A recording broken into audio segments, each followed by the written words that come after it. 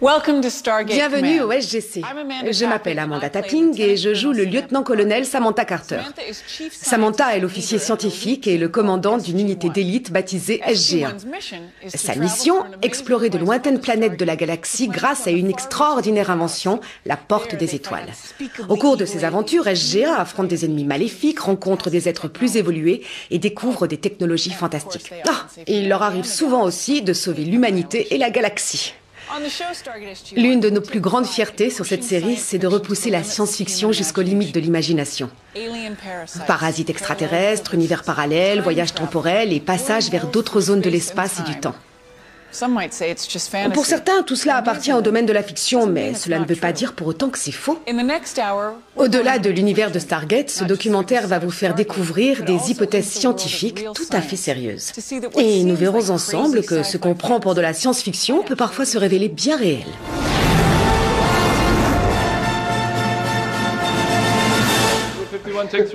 Attention, test. 1, 2, 3. Action. Non, on émerge de l'hyperespace. C'est ce que je dois dire ? On la refait. La science et la science-fiction semblent se rapprocher de plus en plus, et je pense que c'est tout à fait normal. Ce sont deux purs produits de l'imagination humaine.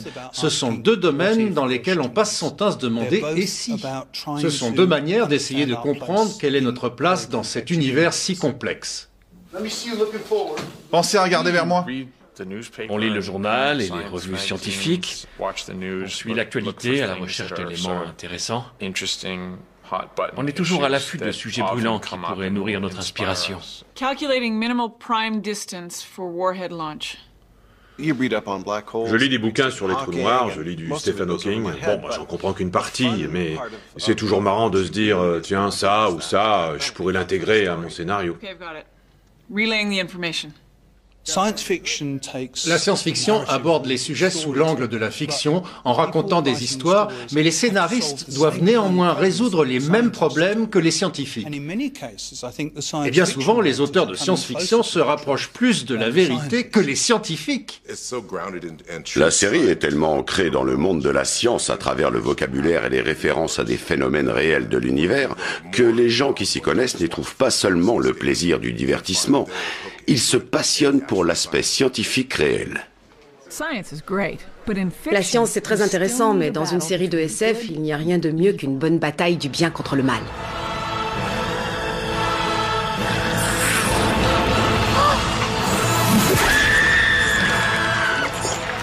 Depuis le tout début, SG-1 a dû affronter le pire ennemi de l'humanité. Une race d'extraterrestres si maléfiques qu'ils ne reculeront devant rien pour conquérir toute la galaxie. Ils ont peuplé nos cauchemars et nous ont contraints à prendre des risques terrifiants. Nous avons pensé plus d'une fois qu'ils allaient nous écraser. Ce sont les Goa'uld. Comme on peut s'y attendre de la part de parasites extraterrestres maléfiques, les Goa'uld ont manipulé leurs armées d'esclaves, les Jaffa, pour se lancer à la conquête de la galaxie. Mais un courageux esclave nommé Teal'c a compris la vérité et s'est libéré du joug de ses maîtres. Il s'est alors rallié à nous, l'équipe de Stargate, pour tenter de défendre l'univers en péril. C'est prometteur, pas vrai? Ces créatures parasites ne pouvaient survivre qu'à l'intérieur du corps d'un hôte. Donc ils se sont rendus en Égypte il y a très longtemps et ils ont capturé tout un peuple pour servir d'hôte à leurs larves. Les larves restent dans le corps jusqu'à ce qu'elles soient assez âgées pour prendre un hôte permanent. Donc on peut dire que les Jaffa servent d'incubateur aux larves de Goa'uld. Ce n'est pas le genre d'ennemi sur qui on peut tirer ou qu'on peut fuir. Il est en vous, il vous contrôle.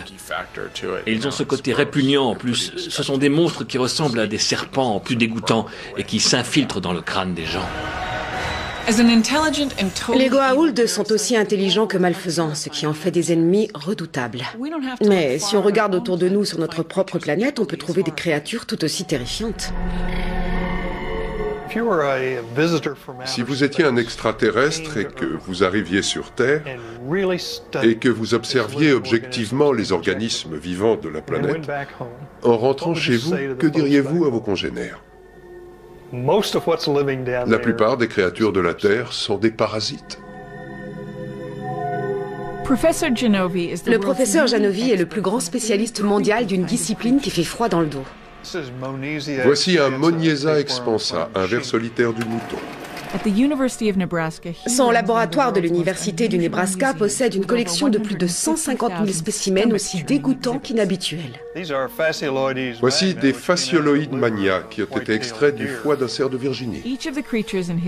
Chacune des créatures de ce véritable musée des horreurs prolifère en vampirisant un autre animal. Voici des ascaris lombricoïdes ou nématodes.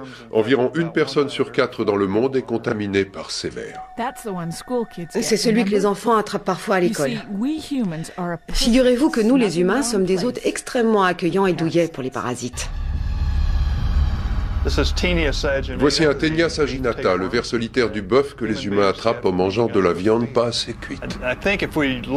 Si on le dépliait sur une table et qu'on le mesurait, je pense qu'il ferait facilement 5 ou 6 mètres. Et un humain peut être porteur de plusieurs vers à la fois.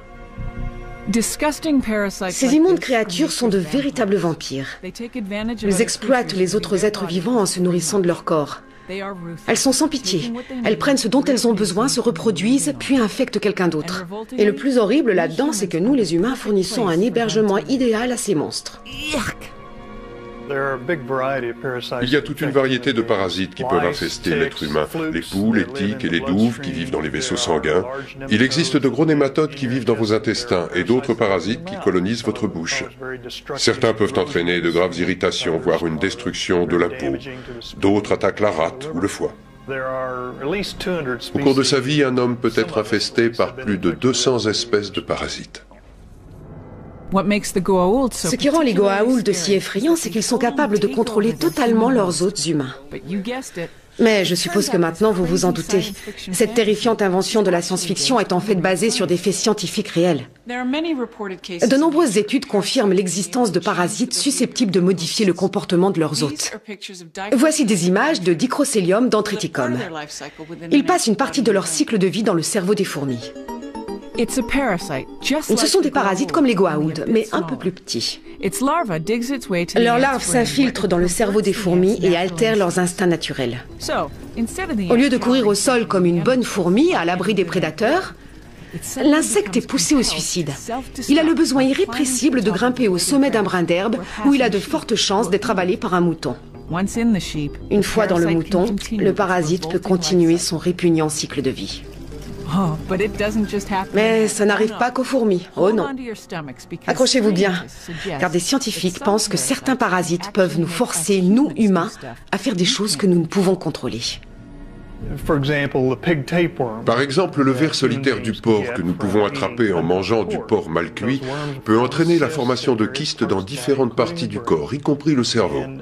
Cela provoque divers effets sur le comportement de la personne infectée. Vertige, somnolence et parfois même une altération de la vue. Comme on le voit dans la nature, un parasite peut effectivement modifier le comportement de son hôte. Donc, si un simple ver solitaire peut affecter notre comportement et entraîner fatigue ou vertige, serait-il possible qu'un parasite extraterrestre comme un Goa'uld prenne totalement le contrôle de notre esprit? La théorie de l'évolution stipule qu'il faut qu'il y ait une raison pour ça. Alors peut-on imaginer qu'une infestation par un certain type de ver puisse nous rendre agressifs et cruels et provoquer des comportements criminels? Si cela entraîne un bénéfice reproductif, alors oui, pourquoi pas. Effrayant, non? Mais vous n'avez pas encore tout vu. Le professeur Janovi pense que ce n'est pas nous qui sommes la forme de vie dominante sur la planète Terre. Ce sont les parasites. Ils infestent toutes les autres créatures. Ils sont plus diversifiés que nous et peuvent occuper des milieux dans lesquels nous serions incapables de vivre. Dans certains cas, ce sont eux qui contrôlent la croissance de la population. C'est vraiment la forme de vie la plus efficace et la mieux adaptée de la planète.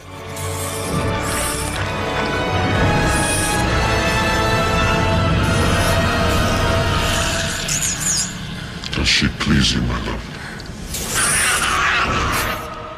C'est cette porte des étoiles qui sert de cadre à notre grande bataille du bien contre le mal. De notre côté, il y a le SGC, quelques alliés extraterrestres comme les Asgard ou les Tok'ra, et diverses colonies humaines qui habitent la galaxie. Face à nous, il y a les terrifiants parasites Goa'uld et un ennemi aussi vorace que résistant, les réplicateurs. Au début, nous, les terriens, devions les affronter avec nos armes à feu primitives. Mais très vite, nous avons découvert ceci, la lance Jaffa. Et ça, le Zat. Une décharge de cette arme paralyse votre ennemi. La seconde le tue. Vous croyez sans doute que c'est encore de la science-fiction, mais figurez-vous que la réalité est bien plus étonnante.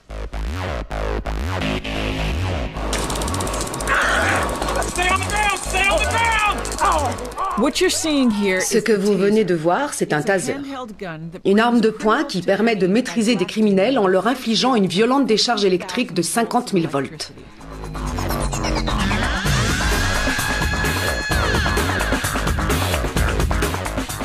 Le plus incroyable, c'est que le taser est capable d'immobiliser un suspect sans le tuer ni entraîner de blessures. Mais le gouvernement américain développe en secret une arme encore bien plus puissante. Son nom, l'ADS, ou système de répulsion active. Cette arme classée secret défense émet un rayon d'onde millimétrique un peu comme celle de votre four micro-ondes, mais beaucoup plus concentré.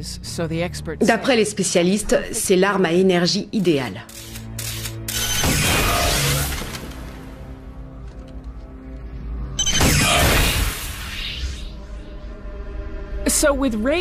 Puisque les rayons paralysants sont déjà au stade de l'expérimentation, nos rayons capables de désintégrer un ennemi sont-ils si irréalistes? Pour vaporiser un corps humain, il faudrait le chauffer à environ 100 millions de degrés, ce qui demanderait une énergie considérable. Au point que j'ai du mal à imaginer une arme de poing capable d'émettre un tel rayon. Les armes à énergie dirigée peuvent être utiles dans certains contextes. Elles peuvent brûler des matériaux, détruire des équipements électroniques ou aveugler des gens, ce genre de choses. Prochaine étape, le décor de Stargate SG-1. Nous allons en apprendre un peu plus sur les plus terrifiants ennemis de l'humanité. Et voir si leurs cousins de la Terre doivent être accueillis avec respect ou avec crainte. Le moment est venu d'affronter les réplicateurs.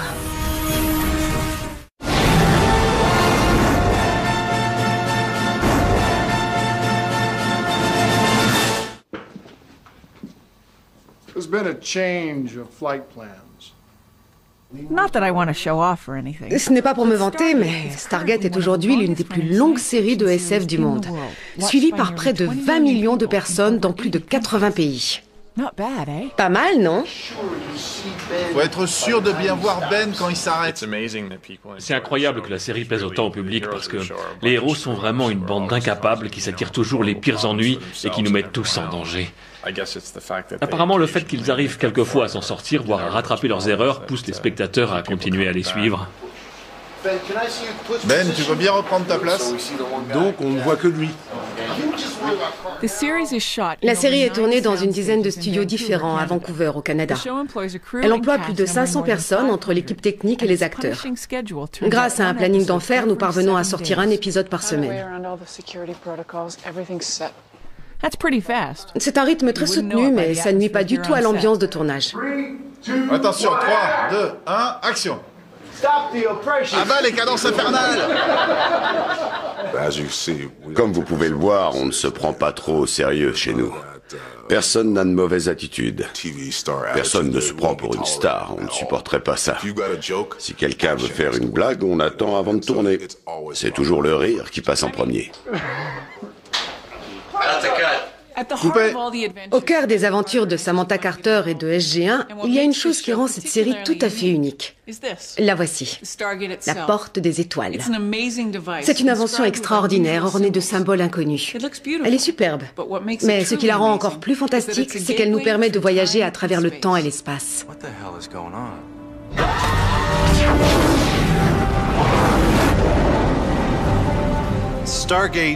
Dans Stargate, on imagine qu'il existe des milliers, voire plus, d'anneaux comme celui qui se trouve derrière moi, disséminés aux quatre coins de la galaxie et qui permettent de voyager de planète en planète. Il suffit de traverser cet anneau pour y être téléporté instantanément.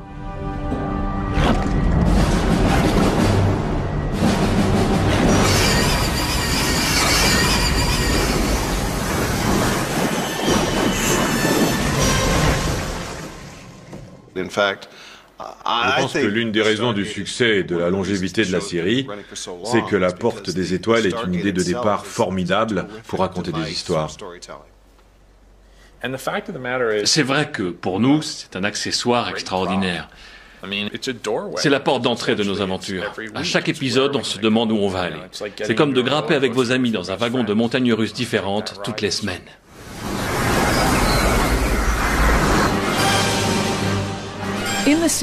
Notre porte des étoiles fait partie d'un réseau de plusieurs milliers éparpillés dans la galaxie et créé par une civilisation ancienne, puissante et mystérieuse.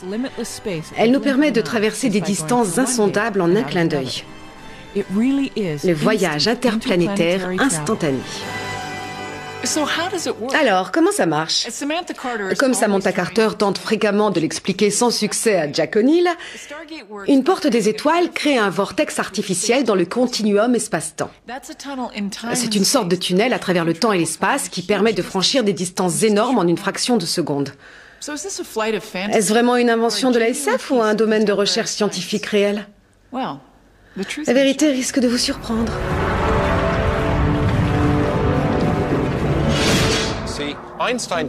Einstein nous a démontré que la masse et l'énergie étaient capables de courber l'espace.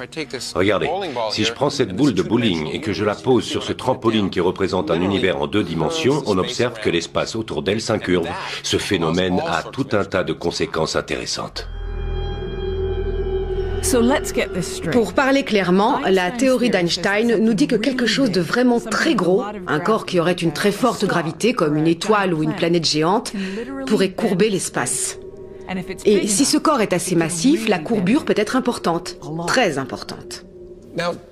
Prenez cette perche. Imaginez que ce soit votre univers et que vous soyez une fourmi qui vit dessus. La route est longue d'un bout à l'autre. À moins que votre espace ne soit courbé. On pourrait se dire que là on est tout près et qu'on n'aurait qu'à sauter d'un bout à l'autre, mais c'est impossible car il n'y a pas d'espace entre les deux. Votre espace c'est cette perche et il faut faire tout le chemin. La seule solution serait de rapprocher suffisamment les 2 bouts pour qu'ils se touchent. On modifie la topologie de l'espace et on crée un raccourci. C'est ça le trou de verre ou vortex. Donc si on était assez malin, on devrait théoriquement pouvoir courber l'espace au point de le replier complètement sur lui-même.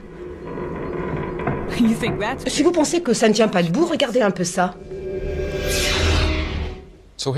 Nous sommes au milieu d'une représentation géométrique de l'espace, avec le SGC d'un côté et de l'autre la Lune à 385 000 km de là. Ça paraît loin, hein?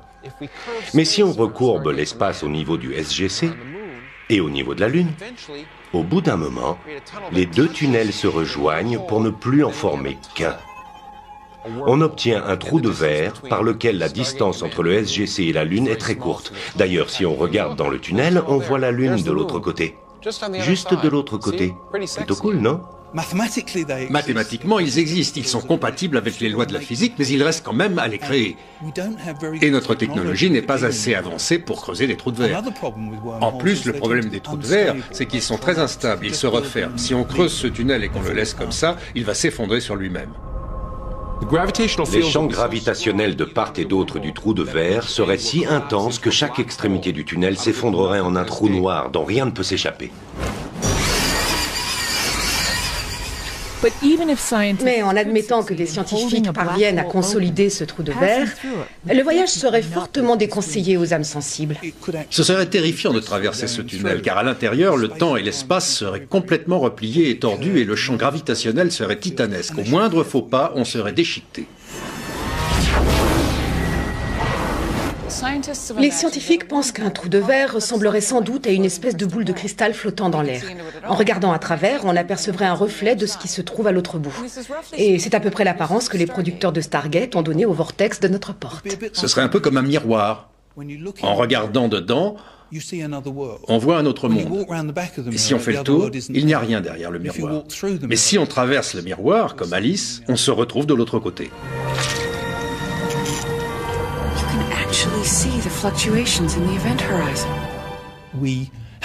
Tout porte à croire qu'il serait très difficile de créer un trou de verre. Mais leur existence est compatible avec les lois de la physique. La porte des étoiles nous a donné accès à tout un monde d'aventures au fil desquelles SG-1 a parfois sauvé la galaxie. Mais elle nous a aussi amenés à rencontrer des ennemis terrifiants et très étranges. Voici mon laboratoire. C'est ici que j'ai découvert que ces petits éléments de technologie extraterrestre constituaient la plus redoutable menace que l'humanité ait jamais affrontée. Bien que nos adversaires les plus acharnés et les plus mémorables restent les parasites Goa'uld, très tôt dans la série, nous nous sommes retrouvés face à un ennemi qui nous paraissait absolument invincible. Nous avons cru les repousser, mais ils sont vite revenus à la charge, encore plus forts, plus redoutables et plus décidés à conquérir l'univers. Ce sont les réplicateurs.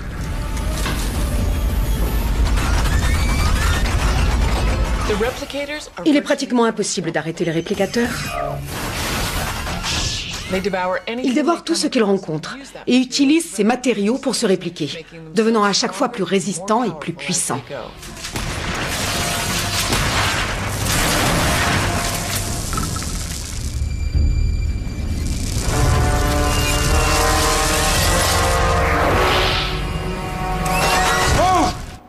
Ils sont capables de prendre des formes diverses. Des arachnides, des vaisseaux spatiaux et même des êtres humains. Dans la saison 8, ils ont même fabriqué une réplique de mon personnage. Ce qui est terrifiant, c'est qu'ils communiquent entre eux et qu'ils partagent une sorte de conscience commune. Ils sont nés d'une envie de créer un nouvel ennemi pour changer des Goa'uld. Mais eux, ce sont de véritables machines à tuer, comme les requins. On ne peut pas raisonner avec eux. C'est ça qui les rend si redoutables.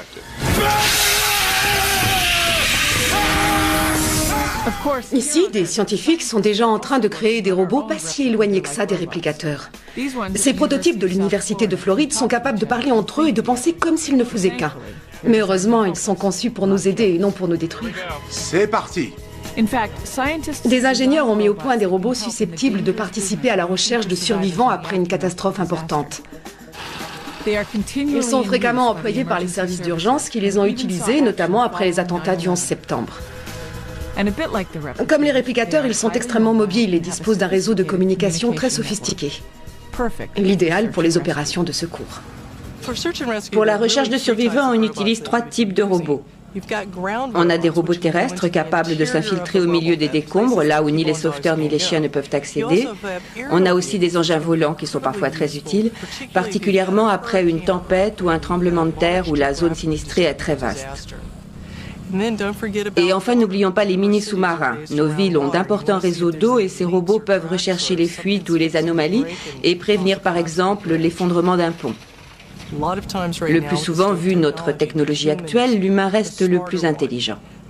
Mais ça ne va peut-être pas durer, parce que nos robots seront bientôt capables de coopérer entre eux.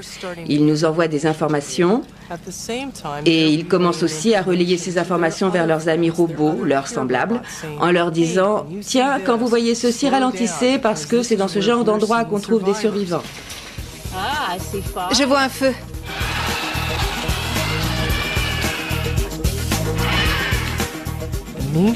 Ils pourraient relayer ces données à des engins volants. Ceux-ci pourraient être assez sophistiqués pour se dire « Tiens, il se passe ça, j'appelle mon autre ami robot au sol, il ne fait pas grand-chose là où il est, autant qu'il vienne travailler ici. » Imaginez qu'on ait tout un réseau où la bonne information arrive à la bonne personne, ou plutôt au bon robot, au bon moment.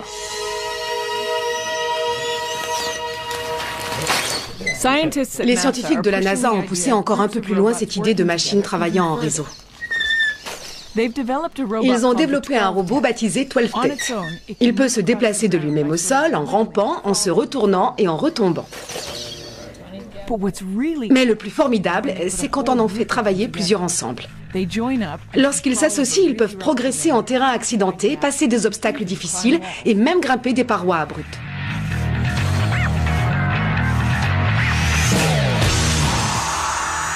Ils pensent comme s'ils ne faisaient qu'un. Chacun des robots est autonome, mais leur action globale est celle d'un organisme unique.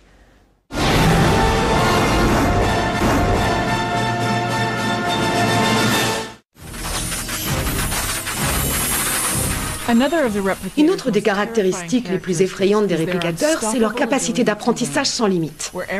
Ils évoluent et deviennent de plus en plus intelligents et de plus en plus puissants. À l'université de Reading, le professeur Kevin Warwick prépare déjà la révolution robotique. Il étudie comment les robots peuvent penser et apprendre. Avec son équipe, il mène des expériences sur des robots très simples, amenés à interagir les uns avec les autres et avec leur environnement. Chacun de nos robots a en gros l'équivalent de 50 à 100 neurones au maximum. Ça correspond à peu près à l'intelligence d'une limace ou d'un escargot. Donc ils sont relativement sommaires, mais nous pouvons tout de même étudier de quelle manière ils apprennent. Ces robots n'ont pas reçu d'ordre spécifique. Ils doivent apprendre par eux-mêmes. Tout ce qu'on leur a donné, c'est un but général. Avancer, mais sans buter dans quoi que ce soit. Du coup, les robots inventent différents comportements et différentes caractéristiques. Est-ce que je me déplace à gauche? Est-ce que je recule? Est-ce que je tourne sur moi-même? Les robots ont fini par faire des choses dont le professeur et son équipe n'osaient rêver. Il y a de bons et de mauvais robots. Tout dépend de leur expérience et de leur apprentissage. Nous avons même eu un robot suicidaire. Il ne faisait que des erreurs. Et il a fini par ne plus rien faire du tout. Nous n'avons obtenu ce résultat qu'une fois. Mais ces cas extrêmes peuvent se produire. Ce ne sont plus seulement des machines qui suivent le programme qu'on leur a donné et qui font toujours ce qu'on attend d'elles. Je suis sûr que des robots capables d'apprendre feraient exactement ce qu'ils voudraient. Pour Kevin Warwick, la conclusion est claire. Un robot qui apprend tout seul pourrait finir par décider de ses actes lui-même. Et ça risque de ne pas tourner à notre avantage. Une intelligence mécanique n'aura pas les mêmes valeurs morales ni la même éthique qu'une intelligence humaine. Si elle est capable d'apprendre et de décider par elle-même qui sont ou non ses amis, ça se révélera certainement très dangereux pour les humains. Et j'aurais beau lui dire « Ah, toi tu n'es pas consciente, moi si, donc tu ne peux pas me tuer », ça ne l'empêchera pas de m'exploser la cervelle. On se croirait dans Stargate, non? Il prend cette menace tellement au sérieux qu'il a cherché comment y faire face. Et sa solution nous rapproche encore plus de la science-fiction. La seule possibilité que j'ai trouvée, c'est de nous faire évoluer nous-mêmes au-delà de notre condition humaine pour devenir des cyborgs. Je pars du principe que si les machines deviennent plus intelligentes que nous, autant se rapprocher d'elles et devenir nous aussi en partie des machines. Vous pensez qu'il rêve? Regardez un peu ça. Le professeur Warwick s'est fait implanter une puce électronique dans le nerf principal du poignet gauche. Cette expérience cybernétique a eu lieu en 2002. Depuis, ces robots peuvent interagir directement avec son système nerveux. Il peut contrôler des appareils, comme cette main robotisée, et piloter ce fauteuil roulant par la pensée. À gauche. À droite. Tu t'amuses bien, Kevin? Ouais, c'est génial. Et la puce permet aussi le transfert d'informations dans le sens inverse. Son équipement peut envoyer des informations directement à son cerveau. Lors d'une expérience, des détecteurs radars fixés sur une casquette transmettaient des signaux à son esprit. Il s'est bandé les yeux et s'est alors découvert la capacité de voir dans le noir comme une chauve-souris. C'était une sensation inédite. Je découvrais un nouveau sens. Ce n'était pas comme si quelqu'un me touchait, mais je pouvais sentir que quelque chose était près de moi, sur ma gauche ou sur ma droite. Écoute ma voix. Tourne-toi vers moi, continue à me suivre. Repars dans l'autre sens. La prochaine expérience du professeur franchira les frontières de la SF. Il se fera implanter une puce directement dans le cerveau. Par ici, concentre-toi. Deviendra-t-il effectivement un cyborg, mi-homme, mi-machine? Seul l'avenir nous le dira. Tu me reconnais? Je suis ton Terminator. J'adorerais avoir certaines des capacités des machines, leur mémoire par exemple, ou la possibilité de communiquer simplement par la pensée. Mes nouvelles sensations pourraient m'ouvrir la porte de nouvelles dimensions. Je pourrais penser non plus en 3 dimensions dans les limites de mon corps humain, mais peut-être en 5 dimensions. Ce serait formidable. Je verrais le monde sous un jour complètement différent. J'ai vraiment hâte d'essayer. Stargate est diffusée depuis presque 10 ans. Elle est devenue l'une des séries de science-fiction les plus populaires du monde. Ses fantastiques effets spéciaux, ses scénarios passionnants, et si je puis me permettre, ses héros formidables ont assuré son succès auprès des téléspectateurs. Mais notre intérêt pour la science-fiction ne se limite pas au combat contre des aliens. They're not multiplying, they're replicating. What's the difference? Living organisms multiply. Machines replicate. Machines inside the body. How is that possible? When I was at the Pentagon, I worked for a year with a group that studied nanotechnology. We were looking at it for a lot of different uses. One of them was medicine. Eh oui, la réalité rattrape encore une fois la fiction. À l'université du Michigan, le docteur Baker et son équipe ont combiné la médecine, l'ingénierie et l'informatique pour fabriquer des nanoparticules. Ces particules sont si minuscules que 100 000 d'entre elles tiendraient dans la plus petite cellule du corps humain. Mais ne vous fiez pas à leur taille. Elles sont capables de prouesses extraordinaires. Nous effectuons des opérations chirurgicales au niveau microscopique pour intervenir sur des molécules elles-mêmes au lieu d'ouvrir le corps des gens pour les découper. C'est une nouvelle dimension de la médecine qu'on pourrait appeler de l'ingénierie humaine.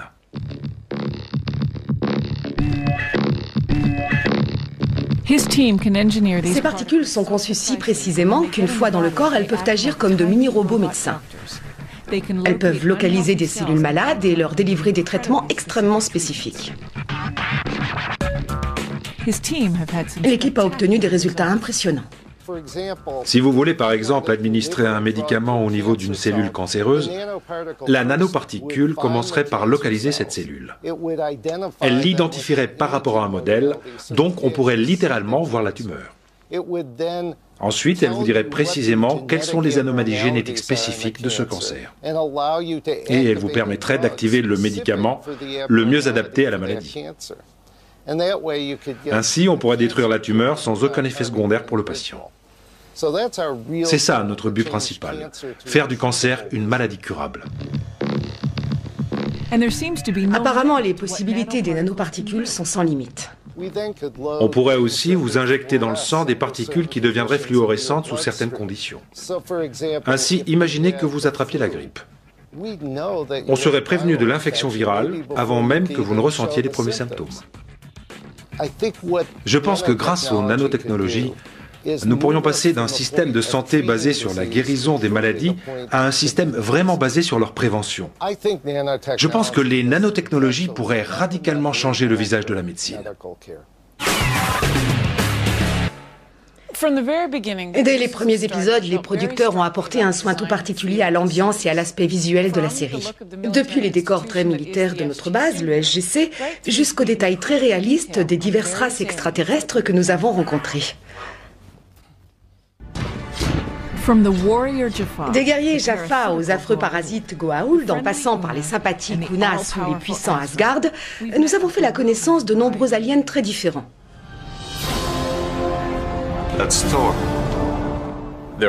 Quand on veut représenter des extraterrestres, on a plein de possibilités. On a une équipe d'artistes et de designers très talentueux qui travaillent sur la série. Il nous suffit d'aller les voir et de leur demander de nous dessiner différentes propositions. Et une fois qu'ils ont créé quelque chose qui nous plaît, il n'y a plus qu'à réfléchir et essayer de voir ce qu'on peut faire de mieux avec notre budget. Mais si on veut un personnage qui soit marrant et qui puisse interagir régulièrement avec les autres, alors il vaut toujours mieux utiliser un acteur. C'est le meilleur moyen de donner une vraie personnalité à votre extraterrestre. Allez, on recommence. Pour certains des acteurs, jouer un extraterrestre s'est révélé très naturel. J'ai toujours été un peu différent des autres à toutes les périodes de ma vie. Alors ça me va très bien. Je crois que je suis né pour jouer un extraterrestre. Je trouve que la meilleure manière d'interpréter Teal'c consiste à n'avoir qu'une idée très générale de l'intrigue des épisodes. Je ne m'intéresse jamais vraiment à ce que les autres racontent. Je garde toujours un point de vue un peu distant sur ce qui se passe. Et pour garder cette distance, je ne lis pas les scripts. Je ne lis pas les dialogues, même pas les miens. Ça ne plaisait pas à certains réalisateurs. Mais je pense que mon manque de préparation m'a été très utile.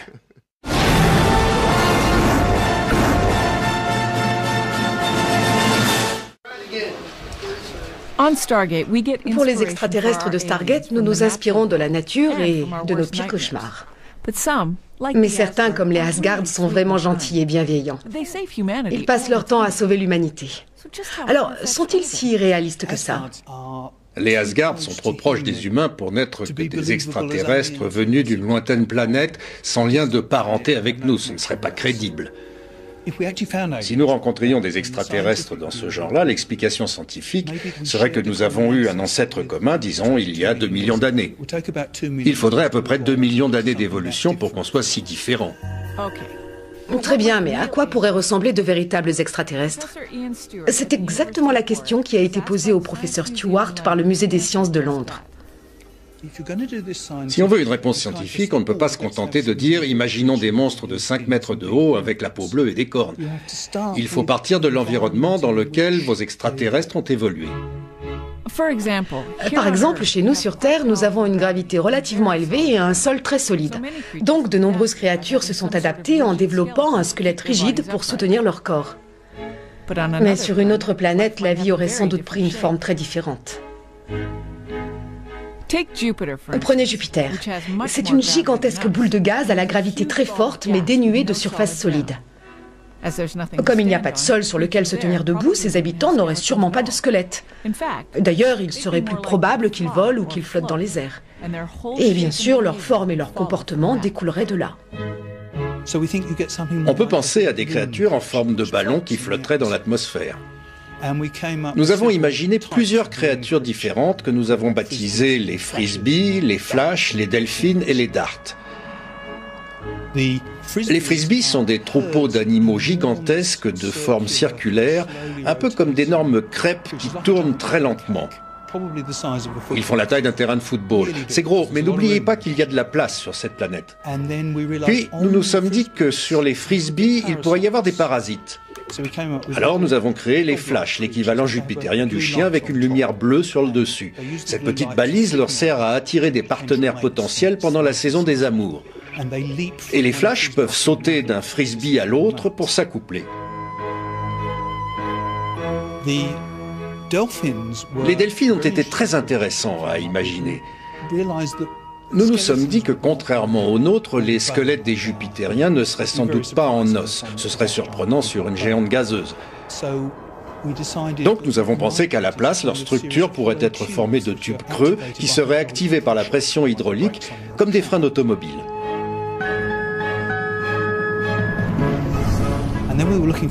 Puis nous avons voulu inventer des prédateurs plus rapides. Ce sont les darts qui vivent dans les couches inférieures de l'atmosphère. Ils ont 4 espèces de nageoires montées à angle droit, comme l'empennage d'une fléchette, dont ils ont aussi l'extrémité pointue.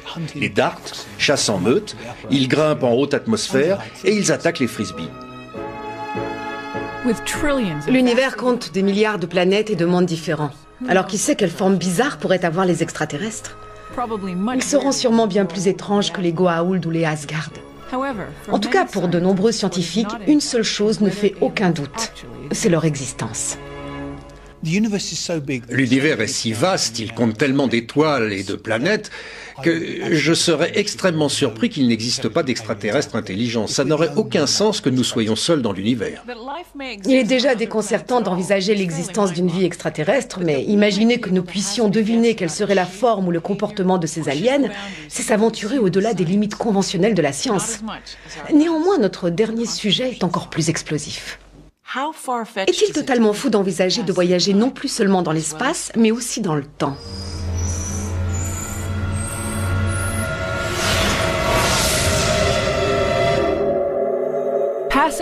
Les hommes rêvent de se déplacer à volonté dans le temps depuis des générations. La possibilité de voir notre avenir et de revivre notre passé est l'un des ressorts les plus passionnants de la fiction. Eh bien, figurez-vous que ça pourrait être possible, grâce une fois encore à Einstein et à sa théorie de la relativité. Einstein a compris que le temps ne s'écoulait pas au même rythme pour tout le monde. Il a calculé que plus vous vous déplaciez rapidement, plus le temps ralentissait pour vous. Alors, imaginons que j'ai une sœur jumelle. Elle reste ici sur Terre pendant que je grimpe dans une voiture de sport et que je voyage dans l'espace à 99% de la vitesse de la lumière. Non seulement je risque d'être malade, mais en plus, d'après Einstein, à mesure que j'accélère, le temps s'écoulera plus lentement pour moi. Du moins comparé à ma sœur. Donc, quand je rentrerai de mon petit voyage, j'aurais vieilli normalement, mais pour ma sœur, des dizaines d'années auraient passé. J'aurais donc effectué un saut vers l'avenir. Et le plus extraordinaire, c'est qu'une expérience a démontré cette théorie. L'une des premières expériences a été réalisée peu après la mise au point des horloges atomiques, capables de mesurer le temps avec une précision de l'ordre d'un millionième de seconde. 2 horloges atomiques ont été précisément synchronisées et l'une d'elles a été embarquée dans un avion qui a fait le tour du monde. À son retour, on a remarqué qu'elle s'était décalée d'environ 1/4 de millionième de seconde.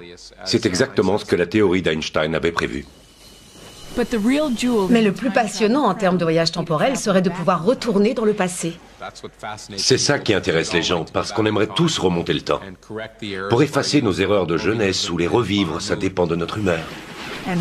Et, aux surprises, la science nous apprend que ce n'est peut-être pas non plus si réaliste. Les physiciens ont réussi à imaginer plusieurs sortes de machines à remonter le temps potentiel qui, d'après les lois de la physique, pourraient nous permettre de retourner dans le passé. Par exemple, en faisant tourner tout l'univers, en enroulant l'univers pour former un cylindre, un trou noir en rotation pourrait être une machine à remonter le temps. Avec une forme de beignet. Et attirer vers le trou noir. Si le trou noir vibrait de plus en plus vite, un gigantesque cylindre de matière qui tourne sur lui-même. Un trou noir en rotation. Une machine à remonter le temps quantique. Un grand nombre de phénomènes pourraient servir de machine à remonter le temps. Ce serait passionnant de voyager dans le temps, mais ça poserait un certain nombre de problèmes. D'ailleurs, nous en avons abordé certains dans Stargate. Que se passerait-il si je remontais le temps et que je me tirais une décharge de ZAT? Si je suis morte, qui a remonté le temps pour me tuer? C'est un paradoxe temporel insoluble. C'est sur ce genre de contradiction qu'était basée toute la fin de la saison 8. We saw the tablet. What tablet? Oh, the one you haven't written yet.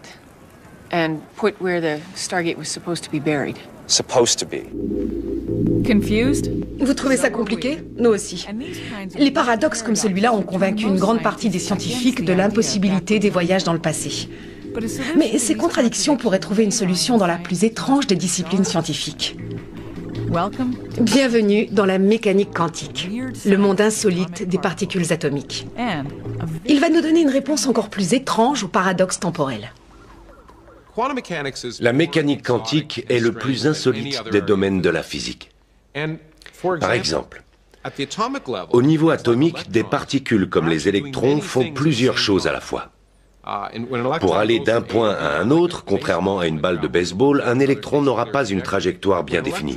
En réalité, quand il va d'un endroit à un autre, un électron prend plusieurs chemins à la fois. Ça a l'air complètement fou, mais c'est vrai et on peut le vérifier par les expériences. Pour l'expliquer, on utilise ce qu'on appelle l'interprétation multimonde.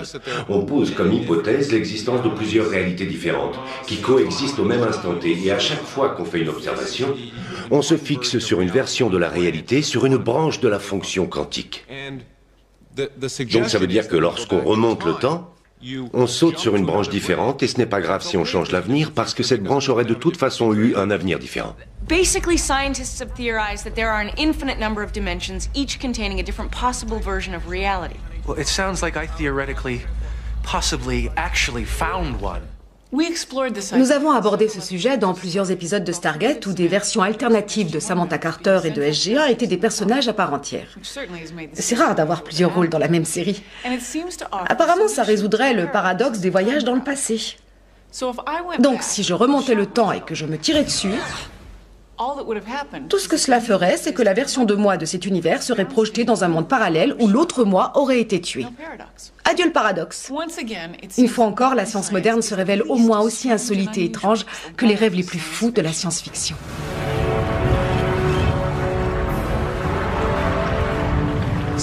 La science et la science-fiction s'intéressent toutes les deux aux possibilités. Et ce n'est pas très étonnant de voir que parfois les auteurs de science-fiction et les scientifiques trouvent les mêmes réponses à certains problèmes. Ce sont des gens très créatifs qui travaillent sur les mêmes sujets. La seule différence, c'est que l'auteur de SF se contente d'imaginer les choses alors que le scientifique doit les construire. Ce n'est pas encore vrai aujourd'hui, mais dans 10 ans, peut-être qu'on aura la possibilité de voyager par un vortex jusqu'à des planètes lointaines. Ou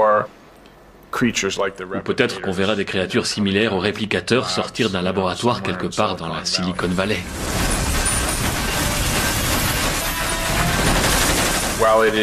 Ça reste du domaine du rêve, on se sert de la science pour raconter des histoires. Mais ce côté scientifique plaît beaucoup à une partie des spectateurs. pour qui nous sommes toujours à la frontière du possible.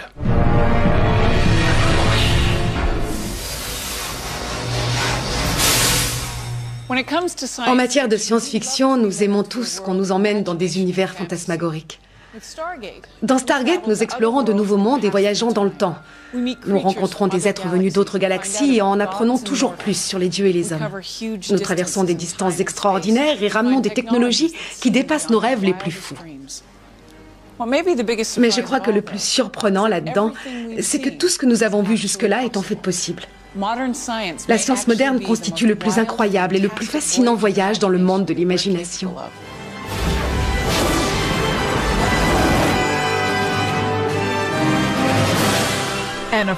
Et bien sûr, dans Stargate, il ne faut jamais se fier aux apparences. Dans le véritable complexe de Cheyenne Mountain, il y a une porte. Elle a plusieurs grosses serrures et une petite fenêtre condamnée.